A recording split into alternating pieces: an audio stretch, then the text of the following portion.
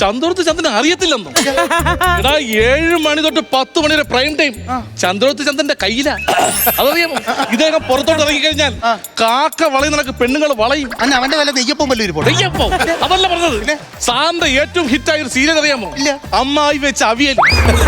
100 episode പോയിട്ട് അത് നിർത്തി വെച്ചേക്കുവാ. എന്തുകൊണ്ടാ? ആ അവിയൽ വളിച്ചു കാണും.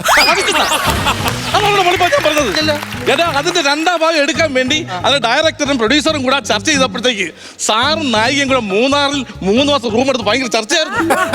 ഇത് സാറിന്റെ പെണ്ണ് കണ്ടുപിടിച്ച് യൂട്യൂബിൽ ഭയങ്കര സാർ അഭിനയായിരുന്നു. അയ്യോ ഇത് എന്റെ ഭാര്യ അല്ലായിരുന്നു. അയ്യോ ഇത് എന്റെ ഭാര്യ എങ്ങനെ വന്നുവിടാ, ഞാനിതൊന്നും അറിഞ്ഞതല്ല ഒന്നും പറഞ്ഞ് ഭയങ്കര അഭിനയമായിരുന്നു സാർ. ഏതാടാ നീ? ഞാൻ വൈദ്യശാല മറ്റേ അവിടെ. ഏത് വൈദ്യശാല? നീലപ്രങ്കാതി നിന്റെ കൊട്ടൻ ചുക്കാതി നിന്നെ വിളിച്ചാളെ ഇവിടെ. എന്നെ ബൂസ്റ്റ് ചെയ്യാൻ നിന്നെ വിളിച്ചോ ഇവിടെ?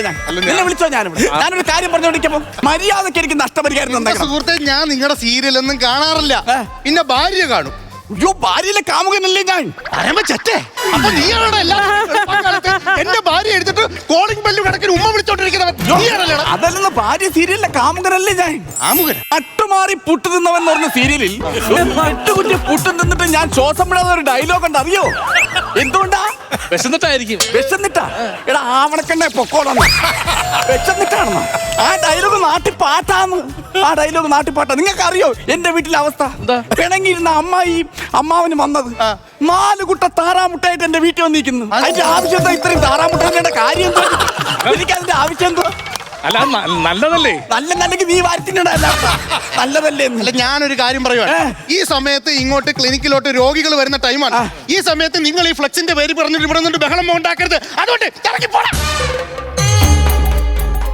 ഇതടിച്ച് അതിൽ വെച്ചാ മതിയായിരുന്നല്ലേ? ഈ നഷ്ടപരിഹാരം എന്ന് പറഞ്ഞ സുഹൃത്തെ, ഇത് ഞാൻ പറഞ്ഞല്ലോ എയിൽ ക്രിയേറ്റ് ചെയ്ത് വെച്ച ഫോട്ടോയാണ്.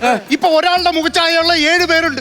ഇനി 6 പേര് നഷ്ടപരിഹാരം ചോദിച്ചോട്ട് വന്നാൽ ഞാൻ അവർക്ക് പൈസ എടുത്ത് കൊടുക്കേണ്ടി വരും. അത് തന്നെയല്ല, ഞാൻ ഇതിന്റെ ഫ്ലെക്സ് അടിച്ച് എന്തോരോ സ്ഥലത്ത് വെച്ചിട്ടുണ്ടെന്ന് അറിയാമോ?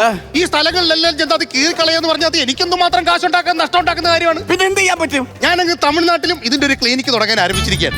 ഇതേ ഫ്ലെക്സ് തന്നെയാണ് ഞാൻ തമിഴ്നാട്ടിലും കൊണ്ട് വെക്കാൻ പോകുന്നത്. സൺ ടി വി പോലും എന്നെ ജീവിക്കാൻ അനുവദിക്കില്ല. അതല്ലേ ഈ സീരിയലില്ലാത്തവ സാർ ഒന്ന് ചെയ്യും. താറിട്ട റോട്ടിൽ ഇരുന്ന് നിരങ്ങും. ഇതേപോലെ ഒരു നടന അവസ്ഥ വന്നിട്ടുണ്ട്. എന്തവസ്ഥ? ബോംബെയില് ഗ്രിഗറി എന്ന് പറയുന്ന നടനം ആ നായികയായിട്ട് ഗോസിപ്പ് എന്റെ ഒരു ഫ്ലെക്സ് എഴുതി ഒട്ടിച്ച് എന്റെ ഒറ്റമൂലി ഉണ്ടല്ലോ, ഒറ്റമൂല് കഴിച്ചിട്ട് ഞാൻ ബോംബെ ഫ്ലെക്സിന്റെ ഫ്രണ്ടിൽ നിന്ന് ഒരൊറ്റ ചവിട്ട് എന്നിട്ടൊരു ഊത്തു. ഫ്ലെക്സ് എല്ലാം കൂടെ പറന്നങ്ങ് പോയിട്ടാ സാറേ. ഒറ്റ ഫ്ലെക്സ് അവിടെ ഇല്ല.